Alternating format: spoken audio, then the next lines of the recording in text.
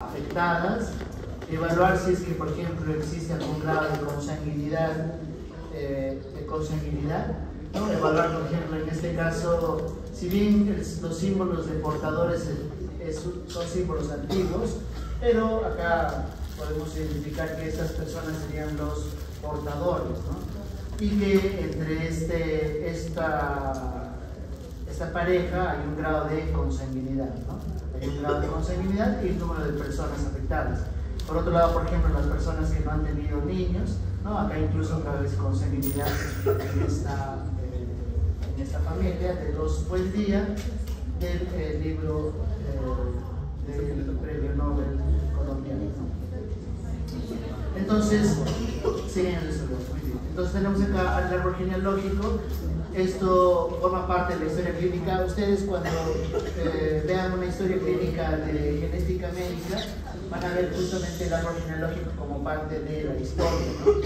Y que me ayuda justamente, miren, de manera práctica me ayuda a identificar el número de personas, como estábamos viendo en el otro árbol.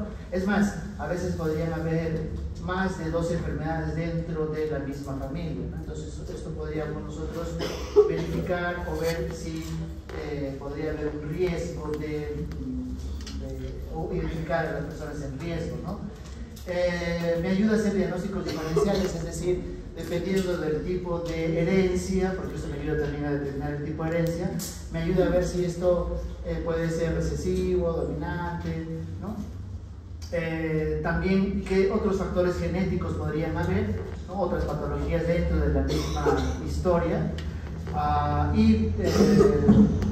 También dependiendo de la persona que está consultando, ¿no? Qué opciones reproductivas se tiene, ¿no?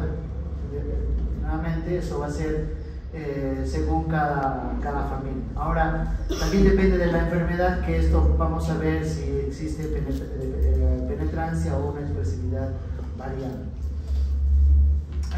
Antes estos árboles genealógicos, también así como el cariotipo, cada hospital tenía una forma de hacer estos árboles genealógicos, ¿no? Entonces vemos diferentes formas, ¿no? Incluso seguramente ustedes hace poco, para mí, en inicial hicieron nuestro árbol genealógico. Para mí, lo hicieron ustedes. Y claro, y así podemos identificar, repito, el número de personas, ¿no? Pero en común, ¿qué es lo que se tiene en los árboles genealógicos? Lo que se tiene es ver las generaciones, ¿no? Lo mínimo son 3 generaciones para hacer un árbol genealógico, ¿ya? Y nos va a servir entonces para identificar las personas que pudieran estar afectadas, ¿no? Y el tipo de herencia. Ahora, de hecho, esto por ejemplo, esta autora Nancy Wexler hizo árboles genealógicos inmensos, ¿no? Miren que podían cubrir toda una pared de su clase, ¿sí? De su aula. ¿Ya? Y esto lo hizo en pacientes que tenían la enfermedad de Huntington en Venezuela, ¿no?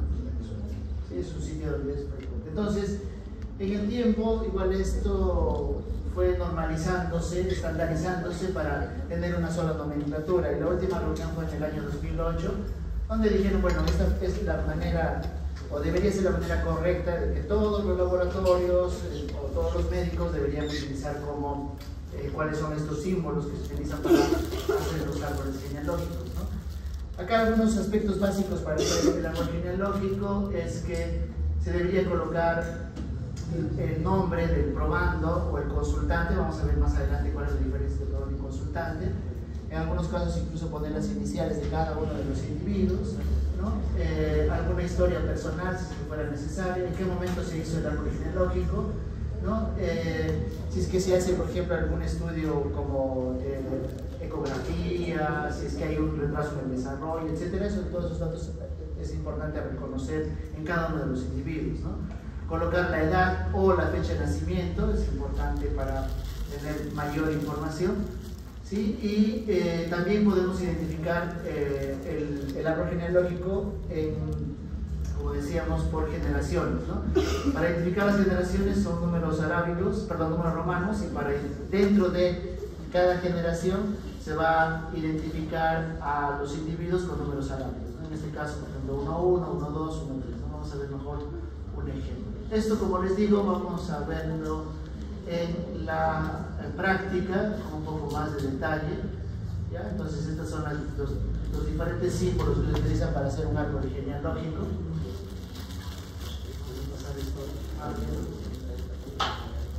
Entonces, miren acá un árbol genealógico, ¿cuáles son las características? Esto sí es importante para ya no repetir nuevamente en el laboratorio, ¿no? En todo caso, claro, tenemos que hacer mínimo 3 generaciones. De hecho, ustedes para la próxima clase, para el laboratorio, tienen que subir el árbol genealógico de la familia. Entonces, tienen que buscar 3 generaciones, o sea, hasta el abuelo, y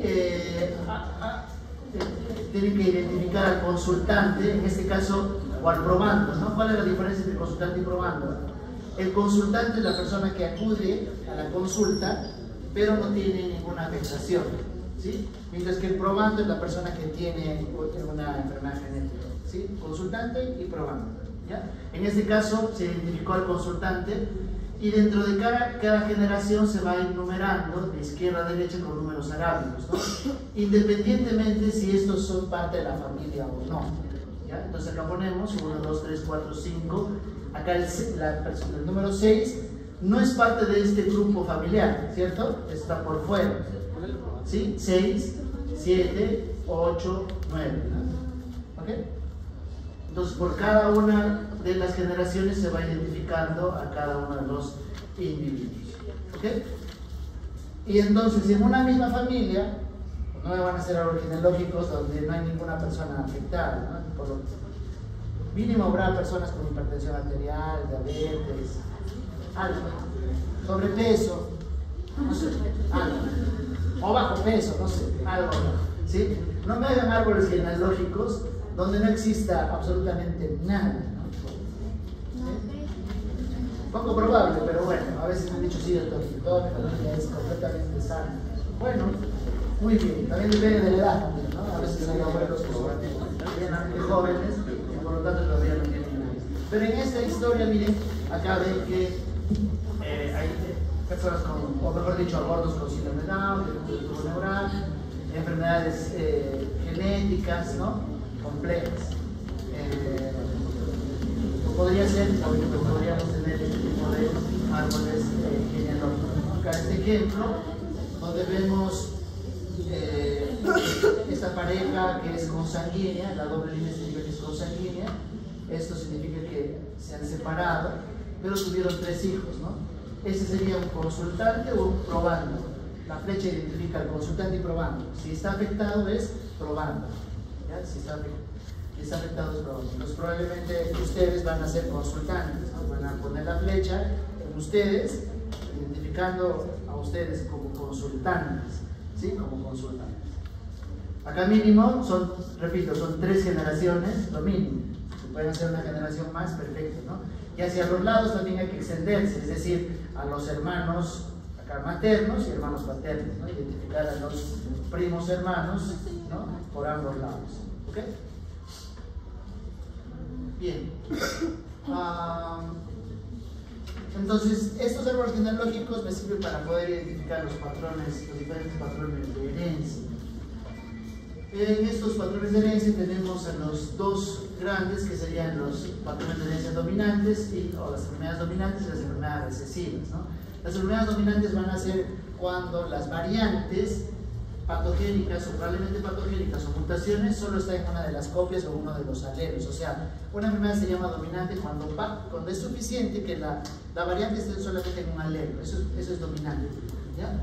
Y recesivo es cuando la variante tiene que estar en ambas copias. Entonces, dependiendo de su ubicación del cromosoma, estas van a ser autosómicas o ligadas al cromosoma X, ya sean las dominantes o las recesivas. Esto es importante que lo tengamos presente, igual para la resolución de los problemas. Entonces, dentro de los tipos de herencia, tenemos esta herencia que acabamos de comentar, dominantes y recesivas, ¿no? Que generalmente van a seguir las leyes de Mendel, Y los tipos de herencia no mendelianas, que van a ser las poligénicas multifactoriales. Aquí habría que agregar este concepto poligénico multifactorial, las enfermedades mitocondriales, las disomías uniparentales y lo que es anticipación genética o genómica, ¿no? Esto lo vamos a ver en la clase siguiente como tipo de herencia atípica, ¿no? Es la herencia típica, ¿no? Mendeliana, y es la herencia atípica, ¿ya? Herencia atípica. Ya estamos adelantándonos para la siguiente sesión. Entonces, en las autosómicas dominantes, vamos a hablar hasta el cansancio para que no se olvide. Son variantes en un solo alelo de un gen, ¿no? Afectan a ambos sexos. Miren, acá hay varones y mujeres, ¿sí? La transmisión es vertical de una generación a otra, generalmente, ¿no? O sea, acá vemos generación 1, 2, 3, ¿no? Acá estamos identificando las generaciones con número romano. ¿Cómo yo distingo de que esto es dominante autosómico o autosómico dominante? Es que hay una transmisión varón-varón, ¿no? En el dominante ligado al cromosoma X, no. La lógica, ¿no? El varón tiene un cromosoma X y un cromosoma Y, ¿sí? Entonces, si es una enfermedad dominante ligada al cromosoma X, la alteración ¿en dónde está? En el cromosoma X.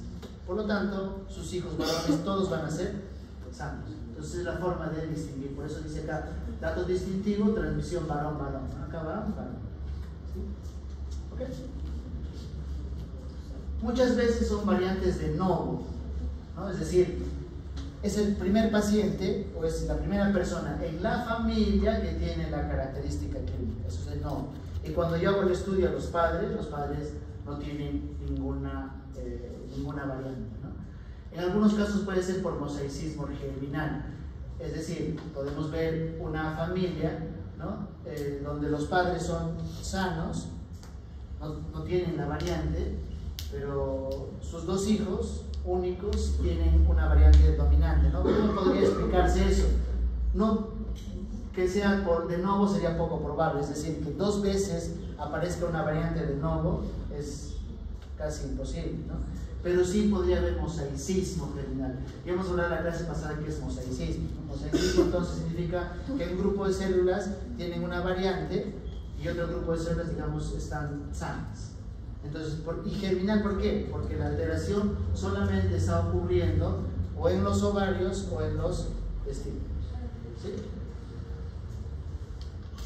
O sea, si yo, nuevamente, ¿cómo yo identificaría a mosaicismo germinal? Le hago la prueba al paciente de sangre, ¿sí? Les traigo sangre, hago el estudio genético y sale negativo, ¿ok? Pero tiene el antecedente, como les decía hace un momento, de 2 hijos con la enfermedad, y cuando hago el estudio del tejido ovárico testicular, ahí encuentro el cambio genético, ¿no? Solamente en esa zona, por eso es mosaicismo germinal. Ahora, el riesgo de recurrencia en casos de novo en mosaicismo germinal es casi 0, pues, ¿no? En el mosaicismo germinal es un poquito más alto, pero en el de novo es mucho más bajo. Sí. Sin embargo, si hay antecedentes, como en esta historia, regresando a lo clásico, el riesgo de recurrencia es del 50%. Hay que tener en cuenta 2 conceptos, sobre todo en las enfermedades dominantes, autosómicas y ligadas al cromosoma X, el concepto de penetrancia y expresividad. Entonces, la penetrancia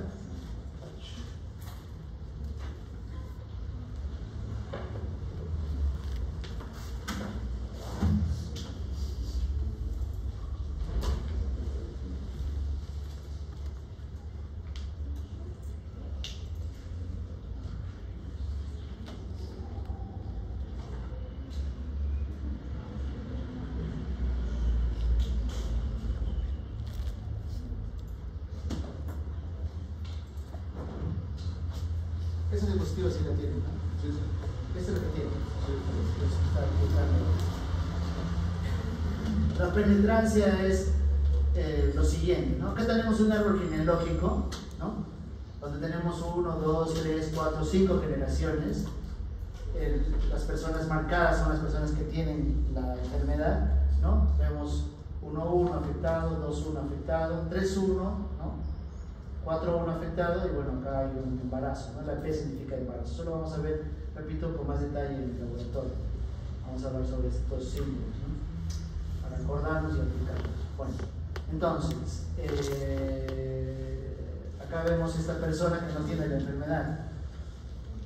Pareciera que estuviera saltando de una generación a otra, ¿no? O sea, esta persona no estaría aparentemente con la variante, pero como nuevamente apareció, ¿no?, la enfermedad. O sea, el marcar significa que la persona hace enfermedad. El que no está marcado es que no está haciendo enfermedad.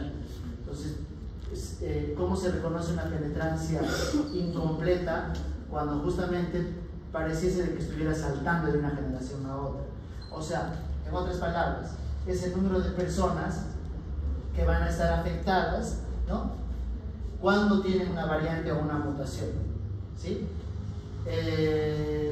Y como dice acá, la proporción de individuos que presentan una mutación patológica y que presentan signos o síntomas clínicos de esa enfermedad.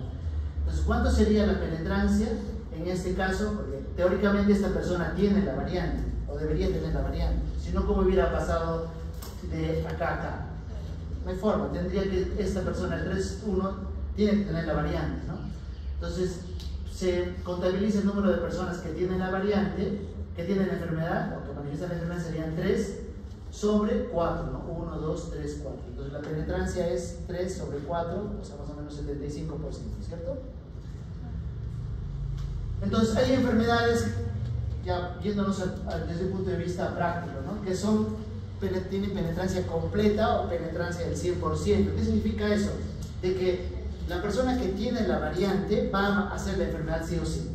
Eso es penetrancia completa. Y penetrancia incompleta sería aquella persona que tiene la variante, pero no necesariamente va a desarrollar la enfermedad, como el 3.1.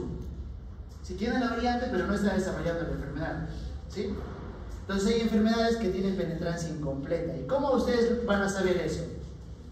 Eso va a estar en la literatura. En la descripción va a decir, la enfermedad tal tiene penetrancia del 75%. Por ejemplo, las personas que tienen variantes en gen BRCA1, la penetrancia es del 80-85%. Es decir, no necesariamente las personas que tienen la variante en gen BRCA van a desarrollar cáncer de mama, ¿sí? Eso es penetrancia incompleta. Y hay que considerar ese concepto en las enfermedades dominantes. ¿Y la expresividad qué significa? Que es la cantidad de manifestaciones clínicas que va a desarrollar esa persona. O sea, hemos visto en las prácticas, ¿no? Tal enfermedad tiene A, B, C, D, F, lo mismo, ¿se acuerdan? En la práctica, en el laboratorio, diferentes características clínicas. Entonces, hay personas que van a tener todas las características clínicas y otras que solamente parcialmente, ¿sí? Y como concepto, todas las enfermedades en general tienen expresividad variable. De una persona a otra no es que tiene que tener todas las características necesariamente, ¿sí? Entonces, por ejemplo, neurofibromatosis tiene una mutación o variante, la persona va a desarrollar la enfermedad, significa que la penetrancia es completa, pero todas, como habíamos dicho, como concepto, todas tienen expresividad variable. Es decir, en una familia, ¿no?, si regresamos a esta familia, supongamos que sea neurofibromatosis, no significa que todos van a ser neoplasias, por ejemplo, a nivel del sistema nervioso periférico.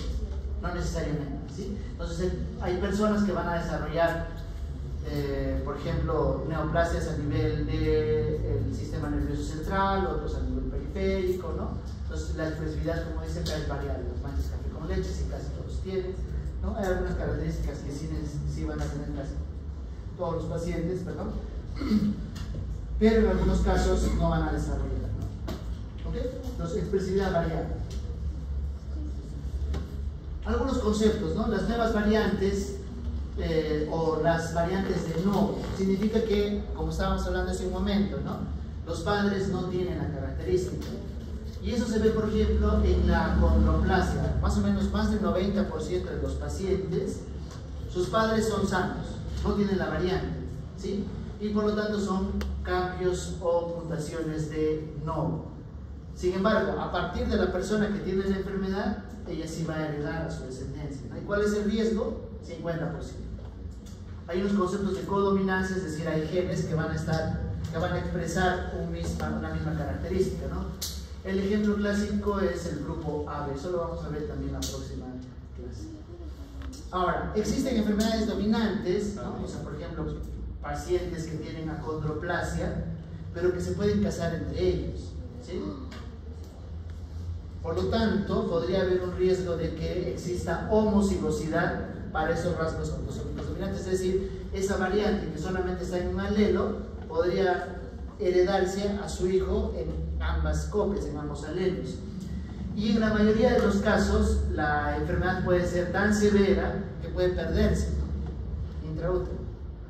O incluso, por ejemplo, nacer con características muy severas que también van a complicar la existencia de estos pacientes, ¿no? Un ejemplo clásico o relativamente clásico es la hipercolesterolemia familiar, ¿no? O sea, esta es una condición genética que más o menos ocurre de cada 500 personas, una va a tener una hipercolesterolemia familiar. No es tan infrecuente, ¿ya? Pero si se casan dos personas con hipercolesterolemia familiar, su descendencia, sus hijos pueden manifestar desde la etapa pediátrica el colesterol alto, ¿no? Y por lo tanto un riesgo de enfermedad cardiovascular elevado. Entonces acá el ejemplo de nuevo, no hay antecedentes familiares y vemos acá, por ejemplo, esta es la acondroplasia, son pacientes que tienen talla baja, hay un acortamiento a nivel del antebrazo y los muslos, ¿no? El 90% de los afectados, los padres son sanos y la mayoría son porque los papás pasaron la barrera de los 30 años, ¿no? 30 años, ¿sí? La edad paterna es un factor de riesgo para las enfermedades dominantes y de este tipo de enfermedades cuando aparecen variantes de nodo, ¿no? Punto de corte, hay algunas investigaciones que dicen incluso 25 años, ¿no? 25 años, 30 años, ¿ok? ¿Sí? La vez pasada hablábamos sobre las aneuploidías, ¿no es cierto? La edad, el factor de riesgo es la edad materna, ¿no? En este caso, el factor de riesgo es la edad paterna. Acá ponemos hombres añosos, pero en realidad el punto de corte es mucho más bajo.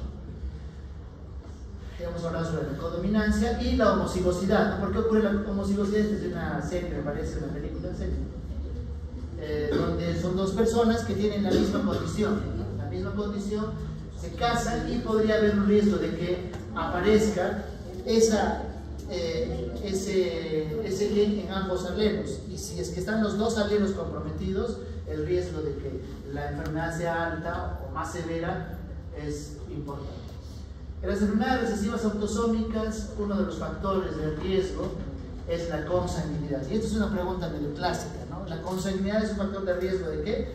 De una enfermedad recesiva autosómica. Acá vemos entonces el tener un hijo con un familiar, ¿no? ¿Y cómo reconozco una consanguinidad? Mirando solamente un árbol genealógico, vamos a ver esta doble línea. ¿Okay? Doble línea. Y además que reconozco a los portadores por utilizar este punto, ¿no? Cuando vemos un punto significa que son portadores de una enfermedad recesiva. En este caso, una enfermedad recesiva autosómica. ¿Cómo yo diferencio además el árbol genealógico? En el dominante vamos a ver varias generaciones afectadas, ¿no? En algunos casos. Y en las recesivas, solamente una generación. ¿Ya? Una generación. Entonces les podemos poner en el examen un árbol genealógico y les vamos a decir qué tipo de herencia tiene esta familia, ¿no? Si vemos varias generaciones, más probable es que sea dominante, y si vemos una sola generación, ambos sexos, ¿no? Ambos sexos probablemente sea una enfermedad recesiva. ¿Cuál es el riesgo de que vuelva a ocurrir o recurrir una enfermedad recesiva autosómica? Es del 25%. ¿Sí? Del 25%. En las ligadas al X, las recesivas ligadas al cromosoma X, la característica es la siguiente: vamos a tener varones afectados, ¿no? Acá vemos esta enfermedad que se llama Duchenne, que también hemos leído la clase pasada en la práctica, ¿no? Que en este caso vemos que tuvo una pareja, ¿no? Previa, acá se divorció, ¿no? Tuvo un hijo con la enfermedad de Duchenne, falleció y volvió a probar con otra pareja, ¿no? A ver si tenía más hijos con la misma enfermedad, ¿no? Y sí, bueno, tuvo 3 hijos más y los 3 fallecieron, ¿no? Esto parece a veces incluso, dices, ¿esto será cierto? ¿Aparecerá en la práctica clínica? Sí. Por eso es importante que ustedes estén atentos cuando hagan serums, cuando sean médicos generales o incluso médicos especialistas, reconocer este tipo de condiciones, ¿no?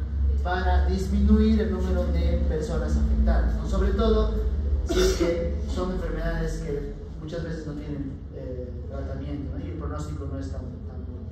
¿Okay? Entonces, no siempre las mujeres son portadoras, eso hemos dicho también en la práctica en el laboratorio, las enfermedades recesivas autosómicas pueden ser de nuevo, pero claro, acá sí está evidente, ¿no? Tuvo otra pareja y tiene también 3 hijos con la misma condición, bueno, o sea, definitivamente la mujer es portadora. Si fuera un árbol genealógico donde solo veríamos esta parte de este pedigrí, claro, podría ser de que la mamá no sea portadora, ¿no? Pero repito, si hay más de 2 personas afectadas, ya definitivamente la mujer es portadora. ¿Ya? Las mujeres pueden hacer la enfermedad, la mayoría de las veces no, pero si tiene síndrome Turner, el síndrome Turner hemos visto en la clase pasada, incluso en la primera sesión, que solamente tiene un cromosoma X, ¿no? Entonces, al tener solo un cromosoma X y tener solo un gen, va a ser la enfermedad, lógicamente, ¿sí? O lo que es la inactivación sesgada o no al azar del cromosoma X, esto lo vamos a ver en la práctica también rápidamente para explicarles esto. ¿Cuál es el riesgo de recurrencia? Perdón. Si es que es portadora, lógicamente, si es portadora, en los varones 50%. En las recesivas ligadas al cromosoma X hay que diferenciar en varones y mujeres el riesgo de recurrencia, eso no se olvide, ¿ya? Cuando hagamos la práctica igual vamos a hacerles recordar esto, pero importante separar en sexo, ¿no? Varones y mujeres, ¿no? Entonces el riesgo de recurrencia en los varones es 50% y en las mujeres es del 0%, pero que tengan o que sean portadoras hasta un 50%, lógicamente siempre y cuando la mamá tenga la variante, ¿no? Las mujeres pueden ser afectadas, sí, también si son homocigotas, ¿no? O sea, si tienen en sus 2 copias la variante, o como hemos dicho, en las anomalías numéricas del cromosoma X, por ejemplo, el síndrome Turner, y la inactivación la inactivación no aleatoria del cromosoma X. En herencia dominante ligada al cromosoma X es una mujer heterocigota y el hombre con un único cromosoma. Estas son la afectación en las dominantes ligadas al X, se ven ambos sexos, ¿ya? Esa es la diferencia con las recesivas ligadas al X, ¿no? Dominante ligada, por eso es dominante, ¿no? Por eso el concepto de dominante tiene que tener presente. Dominante significa que basta que la variante esté en un solo alelo, la persona va a hacer la enfermedad, independientemente de dónde esté ubicado ese gen. En este caso está ubicado en el cromosoma X, sí, pero el concepto de dominante significa que la persona va a desarrollar la enfermedad. Pues acá vemos, por ejemplo, una niña, miren, niña, ¿no? Sexo femenino, pero que tiene una enfermedad dominante ligada al cromosoma X, que se llama raquitismo, ¿no? Donde vemos que tiene talla baja y además de unas piernas arqueadas, ¿no? Las piernas están arqueadas. Eso es una característica que no es tan complicado de hacer un examen físico, ¿no? Podemos nosotros sospechar, podemos tratar actualmente este tipo de enfermedades, sí, ¿no? Y evitar que se compliquen los riñones, tenga la talla baja, etc. ¿Cómo yo puedo diferenciar un árbol genealógico de una dominante autosómica de una dominante ligada al cromosoma X? Que no hay transmisión varón-varón. Acá vemos, miren, varón-varón no hay transmisión. ¿Sí? Esa es la característica. En el dominante autosómico sí, ¿no? Se puede transmitir de varón a varón. Pero en la ligada al cromosoma X no hay transmisión varón a varón, ¿no? De varón a mujer sí, o de mujer a varón también. Igual, en dominante, el concepto que dijimos de que se ven varias generaciones afectadas. Igual, varones y mujeres afectadas. Esa es la característica, ¿no? ¿Sí? Varias generaciones. 1, 2, 3, 4 generaciones. Y también hay lo que es la herencia ligada al cromosoma X, ¿no? La herencia ligada al cromosoma X, también conocida como herencia lándrica, se ve una de las condiciones, digamos, que se pueden observar es infertilidad o subfertilidad, ¿no? Entonces, a veces hay variantes en el cromosoma Y, ¿no? Dijimos en la clase en la primera clase que el cromosoma Y contiene información relacionada a la fertilidad. La mayoría de la información que tiene el cromosoma Y es relacionada a la fertilidad. Entonces, cambios o variantes en el cromosoma Y justamente van a estar relacionadas a infertilidad o subfertilidad, ¿no? También lo que es la hipertricosis auricular, que en realidad no es una enfermedad, sino es un rasgo, ¿no? Es un rasgo que se hereda a través del cromosoma Y, ¿no? Acá vemos este rasgo, ¿no? Pelos en las pabellones auriculares, ¿sí? Es un rasgo, ¿ya? Que solamente se observa lógicamente en los varones y está asociado, o este rasgo se hereda a través del cromosoma Y. Entonces, miren, para ya cuestiones incluso de la práctica, ¿no? Cuando veamos cuáles son las características de los alelos cuando es una enfermedad dominante, autosómico, recesivo, autosómico, recesivo ligado al cromosoma X, o dominante ligado al cromosoma X, ¿no? En los dominantes autosómicos van a ser heterocigotos, ¿sí? Es decir, que tienen la variante, la letra A mayúscula, en este caso está diciendo que el cambio está en este alelo, y la A minúscula significa que no hay variante, ¿sí? Recesivo, vamos a utilizar estas dos letras minúsculas, significa que en ambos alelos está la variante, ¿no? Pero puede ser homocigoto, como hemos dicho en la práctica, o heterocigoto compuesto, es decir, las dos variantes están comprometidas, pero el sitio donde está la mutación es diferente. Recesivo ligado al cromosoma X, hemicigoto, como vemos acá, hemicigoto, y heterocigoto las mujeres, ¿no? Generalmente las mujeres, como dijimos, son portadores, ¿sí? Y en la dominante, varones y mujeres, ¿no? La variante está en el gen está ubicado en ese cromosoma X, no podemos identificarlo de esta manera, y ambos, varones y mujeres, van a desarrollar la enfermedad. A diferencia del recesivo ligado al X, repito, solamente los varones. Entonces, algunas características, ¿no? Ya como resumen. Las autosómicas dominantes, hombres y mujeres están afectados en igual proporción, afectados en múltiples generaciones y se transmiten por ambos sexos. En las recesivas, hombres y mujeres se parece, pero generalmente afecta a una sola generación, ¿no? Y hay que evaluar posible consanguinidad. En las recesivas ligadas al cromosoma X, habitualmente son hombres afectados.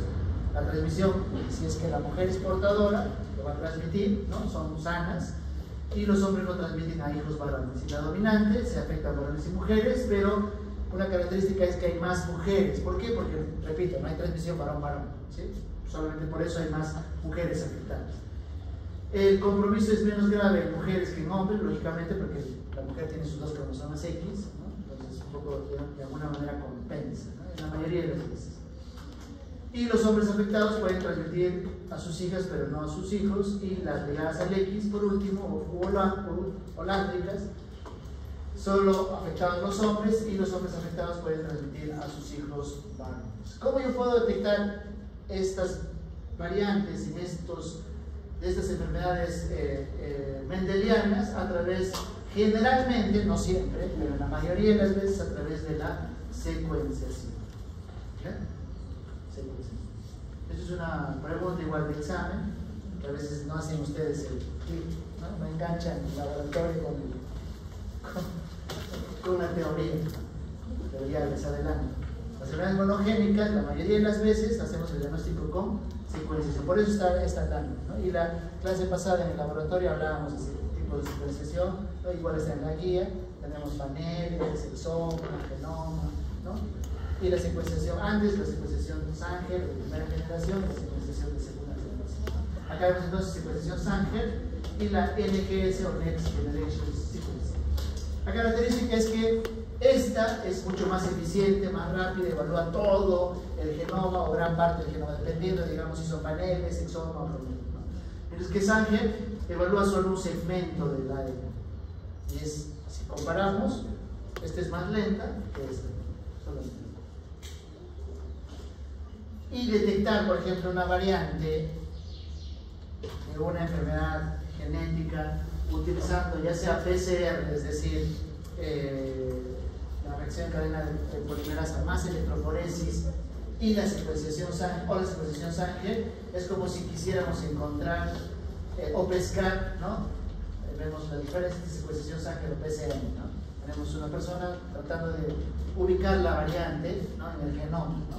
Mientras que el NGS y ahora la secuenciación de tercera generación es mucho más eficiente, no es como que tuviéramos una malla y vamos a encontrar el cambio. Es muy parecido a lo que hablábamos hace un momento con el microarray. El microarray lo que va a hacer es evaluar todo el genoma, ¿sí? Igual la secuenciación, ¿no?, tiene la ventaja de evaluar gran parte del genoma o las variantes y tenemos más chance de encontrar la causa.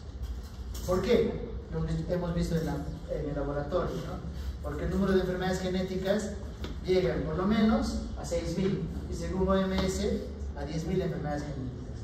Entonces, y entre ellas, entre las enfermedades genéticas, las características clínicas se parecen demasiado.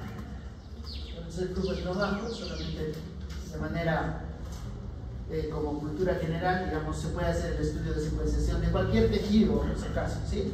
Sangre, se puede hacer de piel, de un tumor, ¿no? Esta información, lo que se hace, el ADN se corta en pedacitos y luego lo que se va a hacer es preparar lo que se denominan las librerías y luego se organiza, se hibrida y se organiza para luego hacer la secuenciación o la lectura, ¿no? Esto se lleva a programas informáticos y se detecta principalmente de lesiones, duplicaciones, también CNVs, pero en menos proporción.